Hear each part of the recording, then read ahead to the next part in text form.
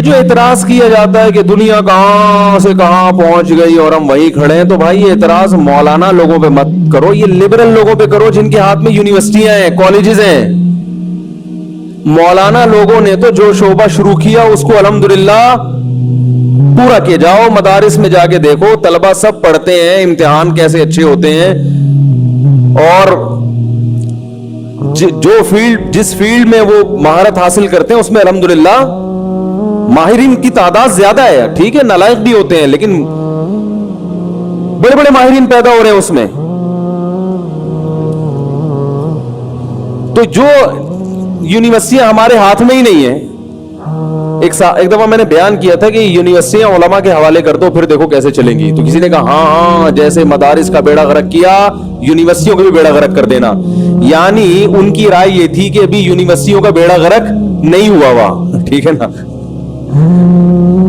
سمجھ میں آ رہی ہے بات؟ ان کا خیال یہ تھا ابھی ہمارے اسکولوں کا بیڑا غرق ہوا ہوا نہیں ہے، تو یہ مولانا لوگوں کے ہاتھ میں آئیں گی تو بیڑا کیا ہو جائے گا؟ غرق ہو جائے گا۔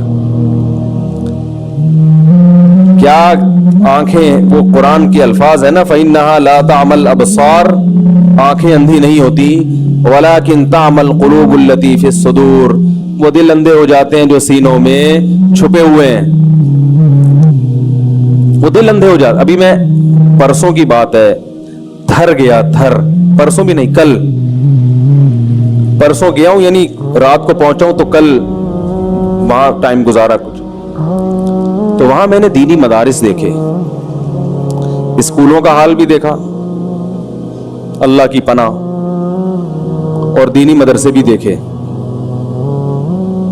دینی مدارس اپنی ذمہ داری الحمدللہ پوری کر رہے ہیں۔ ایسے غریب علاقوں میں جہاں بچوں کے پاس کھانے کی روٹی نہیں ہے، ان علاقوں میں ابھی جس ایک مدرسے کو دیکھ کر آیا وہاں 200 بچے تھے، ان بچوں کو ناشتہ بھی مدرسہ کرا رہا ہے۔ یہ وہ غریب بچے تھے جن کے ماں باپ کے پاس کھلانے کے لیے روٹی نہیں ہے۔ بہت سے والدین نے عین ممکن ہے اسی نیت سے مدرسے میں داخل کیا ہو کہ ہم نہیں کھلا سکتے آپ کھلا دو، تو مدرسہ ان کو کھلا بھی رہا ہے۔ سمجھ میں آ رہی ہے بات؟ یہ بھی ایک انسانیت کی خدمت ہے یا نہیں ہے؟ اور ان کو چور اچکا بننے سے بچا بھی رہا ہے۔ اگر یہ معاشرے میں ایسے ہی چھوڑ دیے جاتے تو بتاؤ یہ چور ڈاکو بنتے کہ نہیں بنتے؟ ایک ایک گاؤں میں 100 200 رہائشی طلبہ 24 گھنٹے علماء کی نگرانی میں، 24 گھنٹے، رات کو 9 بجے ان کے سونے کی ترتیب، صبح 4 بجے اٹھنے کی ترتیب، 4 بجے اٹھ کے قرآن حفظ کرنا شروع کر دیں گے،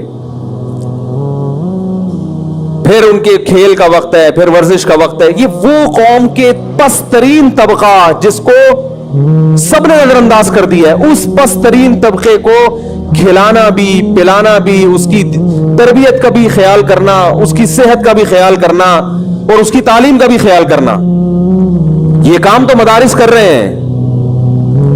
آپ یہ کہہ سکتے ہیں کہ دنیاوی تعلیم نہیں ہے، وہ صرف قرآن کی ضرورت تو نہیں ہے نا، بچے کو سائنسدان بننے کی بھی ضرورت ہے، ڈاکٹر بننے کی بھی ضرورت ہے، پڑھا دو۔ حکومت کو چاہیے جتنا چندہ آ رہا ہے اس کو کیا کر دے، ڈبل، تو انشاءاللہ ہم وہی ڈاکٹر بھی پیدا کریں گے، انہی بچوں میں پیدا کریں گے، اور جامعۃ الرشید نے تو پیدا کر کے دکھائیں الحمدللہ۔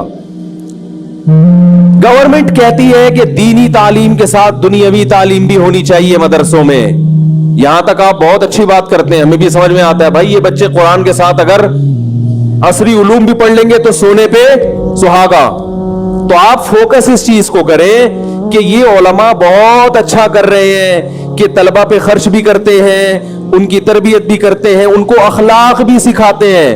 یہ جو آپ کو یوٹیوب پہ بد اخلاق قسم کے مولانا نظر آتے ہیں، ان میں اکثریت دینی مدارس سے فارغ نہیں ہے، بہت مشکل ہے بھائی۔ کسی پہ بھی مولوی کا لیبل لگا لو تو کوئی گورنمنٹ کی طرف سے پابندی تھوڑی ہے۔ یہ جو فرقواریت پھیلا رہے ہیں ان میں سے اکثریت دینی مدارس سے فارغ نہیں ہوتی، اکثریت نہیں ہوتی فارغ۔ تو آپ یہ دیکھیں دینی مدارس کی خدمت ان گاؤں اچھا مدرسے کے جو محتمم تھے جن سے میں ملا، اپنا کاروبار چھوڑ کر 24 گھنٹے مدرسے میں لگا رہے ہیں، حالانکہ بزنس مین ہے، کاروباری آدمی ہے، دین کی خدمت کا جذبہ ہے کہ نہیں بھائی میرے دوسرے بھائی ہیں کاروبار کرنے والے, میں نے یہاں ٹائم لگانا ہے اپنا. ایک نہیں ہے بھائی, سینکڑوں ہیں ایسے ایسے پست علاقوں میں جا کے انہوں نے کام کیا ہے کہ وہاں نہ کوئی عزت مل رہی ہے نہ کوئی شہرت, کیونکہ وہ تو میں چلا گیا میں نے دیکھ لیا. وہ عزت اور شہرت کے بھوکے اس لیے نہیں ہے کہ جب اللہ کے لیے کام کیا جاتا ہے تو پھر یہ نہیں دیکھا جاتا. دیکھو بعض ٹرسٹ ایسے ہیں جو ڈیفنس میں دسترخوان لگا کے غریبوں کو کھلا رہے ہیں,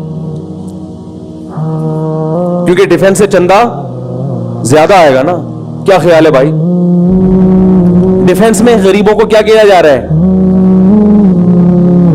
بول لیں کھانا کھلایا جا رہا ہے. اچھی بات ہے, غریب کو تو کہیں بھی کھلا دو گے, ڈیفنس میں بھی کھلا سکتے ہو. لیکن بھائی غریب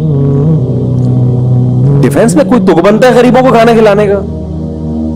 جب یا تو ساری دنیا سے سارے غریب ختم ہو گئے ہوتے ہر جگہ سے, پھر آپ ڈیفنس میں کھلائیں. لیکن دنیا میں اتنی غربت ہے, آپ سروے کریں, آپ اندرون سندھ جائیں, آپ کو پتا چلے گا کیسے بیچارے لوگ چھوٹی چھوٹی جھگیوں میں پڑے ہوئے ہیں. میں تو بچوں کو بھی لے گیا تھا تھر وزٹ کرانے, میں نے کہا دیکھو بچوں دنیا دیکھو. تو ہم راستے میں گاڑی روک کرنا جھگیوں میں جاتے تھے, میں اپنے بچوں کو دکھا رہا تھا دیکھو بیٹا غریب ایسے ہوتے ہیں, ان کی بھی زندگی ہے. تو وہ میں جاتا تھا ویسے ہی دیکھ رہے کیا پکا رہے ہیں کیا کھا رہے ہیں. تو وہ بچے تو بچے ہی ہوتے ہیں, گھر آئے تو کوئی پوچھ رہے تھے آپ لوگ کہاں گئے تھے. تو وہ چھوٹی بچی نے کہا ہم 2 چیزیں دیکھ کر آئے, ریت دیکھ کر آئے اور ایک غریب کا گھر دیکھ کر آئے ہیں. ریت دیکھی اور ہم نے کیا دیکھا؟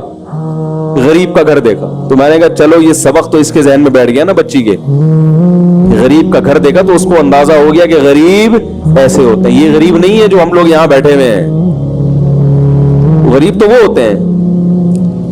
تو جو اللہ کے لیے کرے گا میرے بھائی, وہ ممکن ہے ڈیفنس پہ بھی دسترخوان لگا دے, لیکن کچھ تھوڑے سے دسترخوان ادھر بھی ہونے چاہیے. کیا خیال ہے بھائی؟ وہاں لے جا کے کھلاؤ. ٹھیک ہے آپ کو چندہ چاہیے تو آپ اس کی ویڈیو کوریج بھی کریں تاکہ لوگ آپ پر اعتماد کریں. میں اس کے خلاف نہیں ہوں کہ آپ جب کوئی ٹرسٹ ہے آپ کا اور آپ غربا پہ خرچ کر رہے ہیں تو اس کی کوریج نہ کریں آپ, تاکہ ظاہر کوریج کریں گے تو لوگوں کو اعتماد آئے گا. لیکن جائیں تو صحیح ایسے علاقوں میں. آپ نہیں جاتے لیکن دینی مدارس یہ کام الحمدللہ کر رہے ہیں.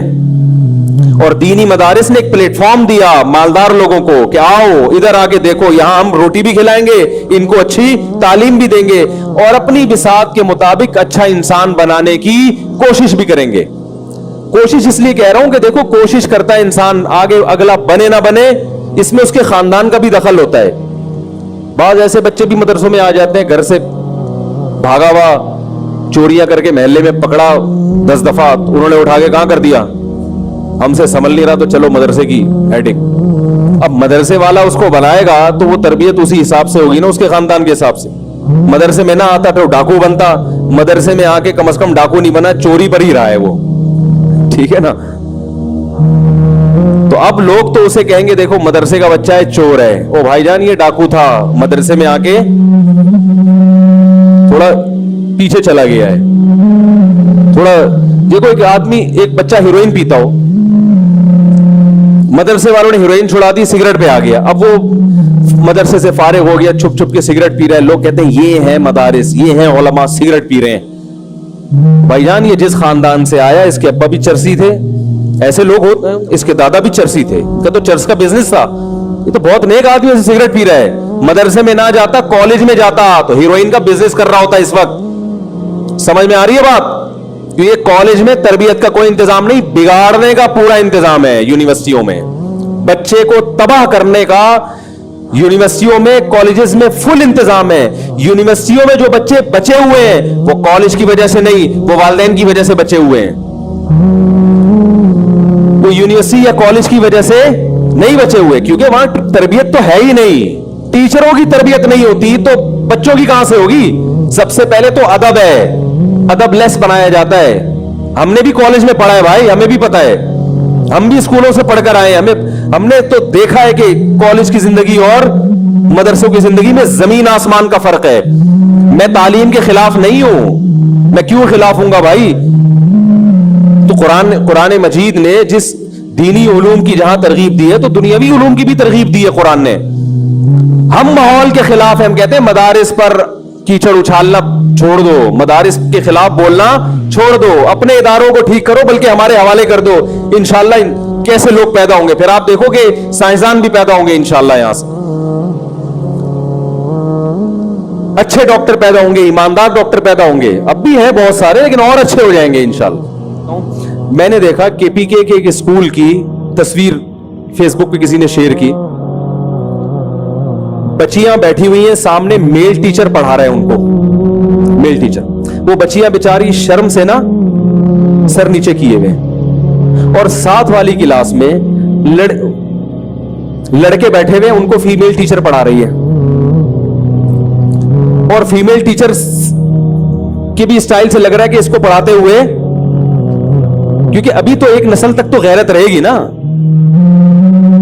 اگلی نسل جب آئے گی نا تو پھر یہ بچیاں میل ٹیچر کو زیادہ پسند کریں گی, شرم ورم نہیں رہے گی ان میں. میں نے کہا دیکھو کم بختوں کو, ہماری حکومتوں کی نااہلی دیکھو کہ دیکھ رہے ہیں کہ بچیوں کو تکلیف ہو رہی ہے, ان میں شرم و حیا ہے خاندان کی وجہ سے, ان کو اچھا نہیں لگ رہا یہ جوان. اور آپ مجھے بتاؤ کہ ٹین ایجز لڑکیاں 13 سال کی, جو بیچاریوں کی ابھی جوانی کی بالکل ابتدائی عمر ہے, ان لڑکیوں کا یہ کیا لگتا ہے جو کھڑے ہو کر پڑھا رہے ہیں ان کو یہاں پہ, کیا لگتا ہے بتاؤ؟ یہ آپ نے اس پر اعتماد کیسے کر لیا؟ یہ اتنا نیک ہے کہ یہ صرف ٹیچنگ سے, جو ٹیچر جس ملک میں ٹیچر طالب علم کو خود 50 روپے یعنی خود کتاب لا کے دے رہا ہو کہ نقل کرو, آپ اس ٹیچر سے توقع رکھو گے کہ اس کی آنکھوں میں حیا ہے اور ان بچیوں پہ یہ غلط نظر نہیں ڈالے گا. کیوں آپ اندھے بن رہے ہو بھائی؟ میرے پاس بچیوں کے فون آتے ہیں, میرا ٹیچر مجھے غلط یوز کرنے کی کوشش کرتے ہیں, تو گھروں کے حالات تو لوگ ہمیں بتاتے ہیں. کتنی بچیاں اسکول سے بھاگی ہیں اسی وجہ سے کہ پروفیسر کی یونیورسٹیوں سے بھاگی ہے, پروفیسر کی نظر غلط تھی, اسکول ٹیچر کی نظر غلط تھی. آپ نے سب کے بارے میں کیسے فیصلہ کر لیا؟ میں نہیں کہہ رہا کہ سب خراب ہوتے ہیں, لیکن خراب بھی بہرحال ہوتے ہیں. جہاں چرس تقسیم ہو رہی ہوتی ہے وہاں آپ اپنے بچوں کو جانے نہیں دیتے, حالانکہ آپ کو پتا ہوتا ہے کہ میرا بچہ بہت نیک ہے, چرس نہیں پیے گا, پھر بھی آپ برے ماحول سے بچاتے ہو. تو بھائی آپ نے اپنے بچوں کی بہت اچھی تربیت کی, مگر آپ اپنے بچوں کو برے ماحول سے بچاتے ہو تاکہ یہ بگڑ نہ جائے, میری تربیت ضائع نہ ہو جائے. ابھی میرے منہ میں خدا کی قسم الفاظ نہیں ہے جو میں جس طرح سے اپنے جذبات کا اظہار کروں. تباہ کر رہے ہیں یہ ہمارے معاشرے کو. تو وہ بیچاری بچیاں شرم سے کنفیوز ہو رہی ہیں کہ یہ ہمارا لگتا کیا ہے سالہ جو آگے یہاں کھڑا ہو گیا کمبخت.